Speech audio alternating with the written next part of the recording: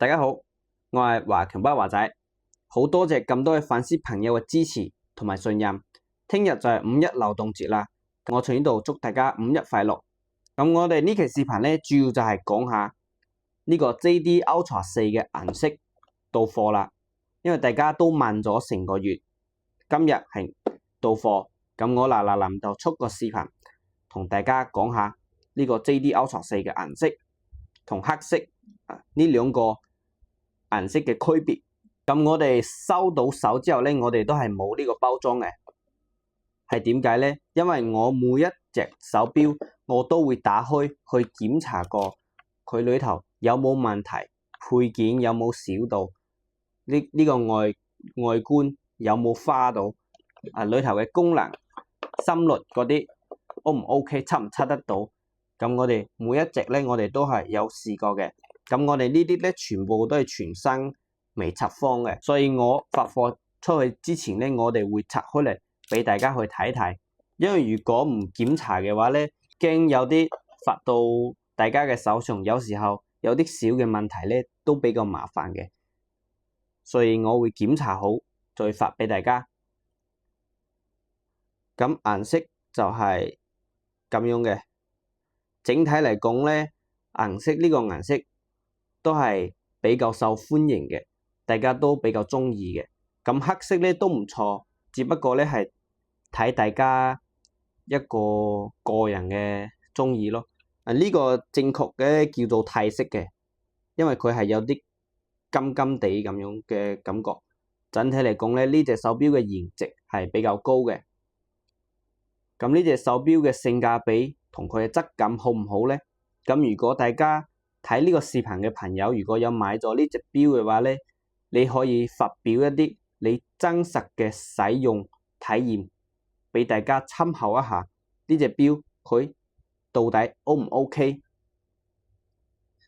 咁我哋呢隻錶佢有咩特點咧？佢嘅防水效果係做得比較好嘅。咁我哋以前嘅視頻我哋都有試過抌落嗰個水嗰度浸1分鐘、2分鐘都係 OK 嘅。咁我哋呢期視頻咧就唔去試呢個啦，因為我哋都測試過噶啦，都係冇問題嘅。好，顏色咧大概嘅就係咁樣啦。大家仲可以睇下，仔細睇下佢啲細節做得 O 唔 OK？ 我哋呢期視頻咧仲教大家點去連接自己嘅手機，因為好多朋友攞到手錶之後，佢唔懂點去連接。咁我哋教下大家呢個構成咧，其實我都比較少講嘅。呢期視頻就順便教下大家點去連接呢個藍牙手錶。我哋攞到手錶之後，盒仔後邊有個二維碼，大家可以去掃碼，攞微信去掃呢個碼去下載呢個軟件。唔識得用微信掃碼下載軟件嘅話咧，咁我哋直接可以去你下載應用嘅地方去下載呢個 Wear Polo WEAR Polo Play Store 同埋應用中心啊。如果你係蘋果手機嘅話咧，你直接去蘋果 Apple Store 嗰度下載就 OK 噶啦。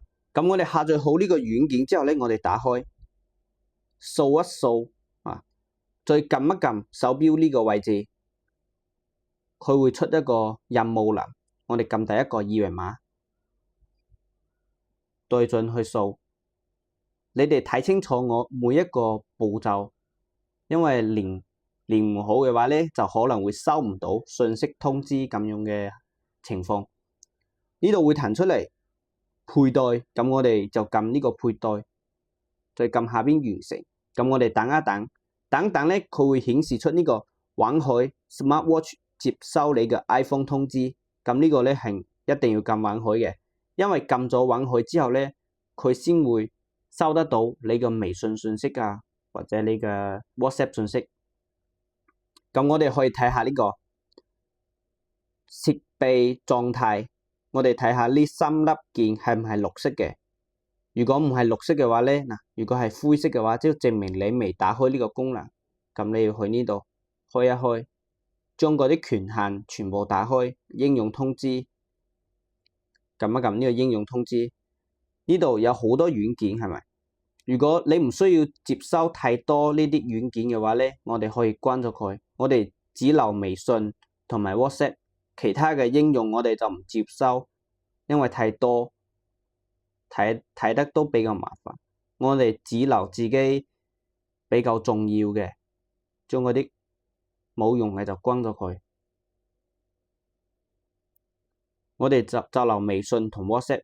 我哋試試佢接收信息嘅狀態係點樣嘅，咁我哋就打幾個字，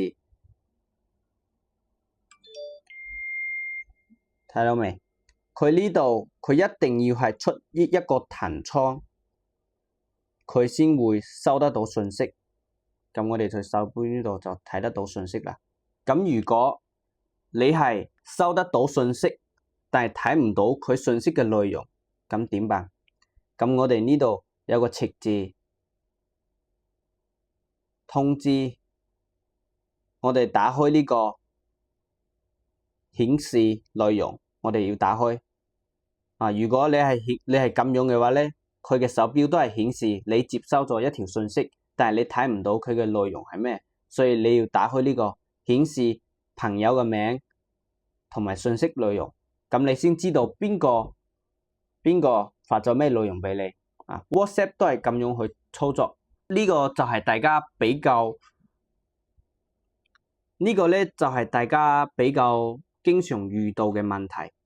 如果仲有接收唔到信息，按照我上邊嘅方法去操作之後，仲係接收唔到信息嘅話咧，你就要睇睇你嘅手機係咪開咗應用鎖啊，仲係開咗咩加密嘅形式啊，所以導致佢收唔到。仲有咩其他嘅問題咧，就可以問我啦，我會同大家解答一下呢啲問題。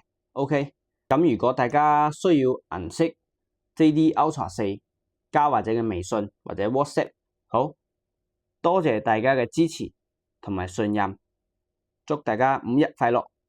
呢期視頻咧就到呢度啦，仲有咩問題可以問華仔。好，我哋下一期視頻見，拜拜。